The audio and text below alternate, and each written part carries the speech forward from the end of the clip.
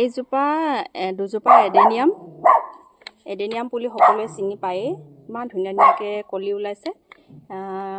মই মানে এতিয়া যিহেতু এইটো টাবত আছে, তাকে এইকেইটা টাবত ৰিপৰ্ট কৰোঁ বুলি ভাবিছোঁ, কিন্তু কেনেকুৱা হ'ব গম পোৱা নাই।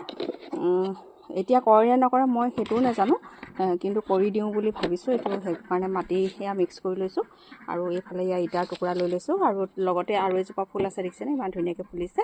এইজোপা তাতে থৈ দিম, আৰু এই এডেনিয়ামজোপাহে ইয়ালৈ ট্ৰেন্সফাৰ কৰিম বুলি ভাবিছোঁ।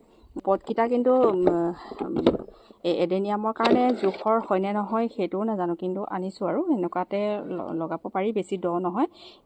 এডেনিয়ামৰ কাগজডাল যিহেতু মাটিৰ ওপৰত শকতকৈ ওলাই থাকে, এতেকে মই ভাবিছোঁ বেছি দকৈ পট এটাত দৰকাৰ নহ'ব, আৰু এইটো পটেই শিপাখিনিৰ কাৰণে যথেষ্ট হ'ব বুলি ভাবিছোঁ। মানুহে সাধাৰণতে বনচাই পট লয়, মই মানে বনচাই পট নাপালোঁ, সেইটো কাৰণে এনেকুৱা ধৰণৰ পট এটা নিৰ্বাচন কৰি লৈ আহিলোঁ, আৰু এতিয়া লাগি গ'লোঁ মই গছটো ৰিপৰ্ট কৰিবৰ কাৰণে।